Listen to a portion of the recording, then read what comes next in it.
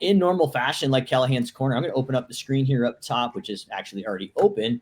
And I'm going to dive into the Service Autopilot user group area and literally go in and tackle some of the questions hanging out right inside the Service Autopilot users group here. So the first one here is John says, how are you guys handling a merchant fee?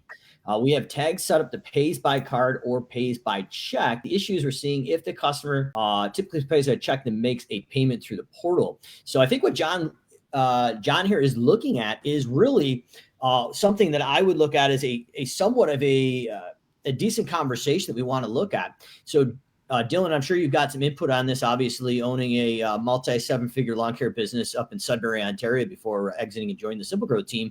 But traditionally, as we look at this in our consulting division, we are going to be looking at it in the mindset of, let's assume that everyone is paying by a credit card. And when we build out our actual budget for the year, we're going to assume that everybody is paying by credit card. So if you've got $1 million company, I would assume that you are going to incur about $30,000 of credit card fees. That is something that needs to be built into our costing structure. So we've got some pre-submitted questions, John, if you're watching the recorded version, that we're actually going to be able to break down and show you how this would be built into your revenue per man hour and your break-even cost. So, John, we'll dive into a little more detail there. But Dylan, any other thoughts around John's question here? Yeah. I mean, it is a good question. I would definitely agree with you. Like, that should just be factored into the cost of doing business. The people that don't and are trying to like incorporate it into each quote, I see that become like a little bit of a burden for them and kind of just like become a hassle of like, hey, Susie, I'm about to send you a quote.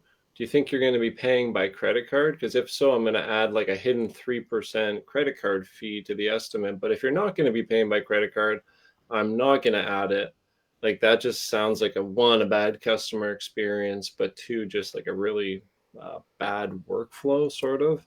So especially if you're dealing with like primarily residential customers, I think it's a no-brainer to basically make it mandatory, like you said, that we all pay by credit card. And yeah, you're probably going to lose some customers because of that, but they're probably going to be a bit of a pain in the you know what anyways. So yeah, I mean, I would bake it into the price from day one. And then when you do raise your prices inevitably in future years, you don't need to like rebake it into the price, right? If we baked it into a $50, let's say our average mow is $50, and that incorporates a 3% credit card fee, and we're hitting our margins. Next year, if inflation's 5% and we raise the price of that cut 5%, whatever that comes to, 52.50 or whatever, that also is increasing based on like that credit card fee that was already baked in. So you don't need to like recalculate it. You do it once, and then all future price increases incorporate that, unless I'm not thinking about it correctly.